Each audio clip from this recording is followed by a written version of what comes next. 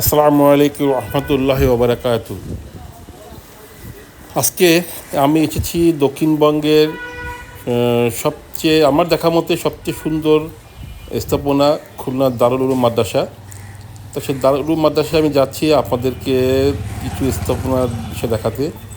তো দেখেন দারুল উলুম মাদ্রাসাটা আমার মনে হয় পদ্মা পরে সবচেয়ে সুন্দর সুন্দর এবং আকর্ষণীয় মাদ্রাসা। এই মসজিদের একটি মিনার দেখতে পাচ্ছেন আপনারা। এখন মিনারটি পদ্মার পারে সবচেয়ে বড় এবং সুন্দর একটি স্থাপনা, সবচেয়ে বড় এবং সুন্দর স্থাপনা আপনারা দেখতে পাচ্ছেন। দারুল মাদ্রাসা যেখানে ক্লাস হয় সেখানে একটা অংশ দেখতে পাচ্ছেন, বিল্ডিং, সুন্দর একটি বিল্ডিং যেখানে ক্লাস করানো হয়। এবং এবার দেখছেন আপনারা দারুল মাদ্রাসার ভিতরে একটি পাশের একটু অংশ দেখেন, এত সুন্দর একটি গেট, অপূর্ব একটি গেট দেখতে পাচ্ছেন আপনারা সামনে।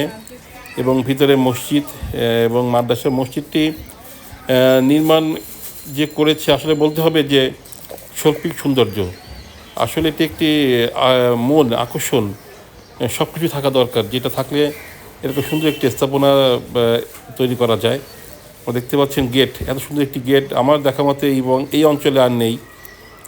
এত সুন্দর গেট, এত সুন্দর দেয়াল এবং ভিতরে মাদ্রাসার যে বিল্ডিংগুলো আছে, মসজিদটি, আসলে সব মিলে দারুল উলুম মাদ্রাসা আকর্ষণীয় আকর্ষণীয় এবং দেখতে খুবই সুন্দর, শৈল্পিক সৌন্দর্য যেটা বলে। এখানে আসলে না আসলে না দেখলে আসলে বলে বোঝানো যাবে না।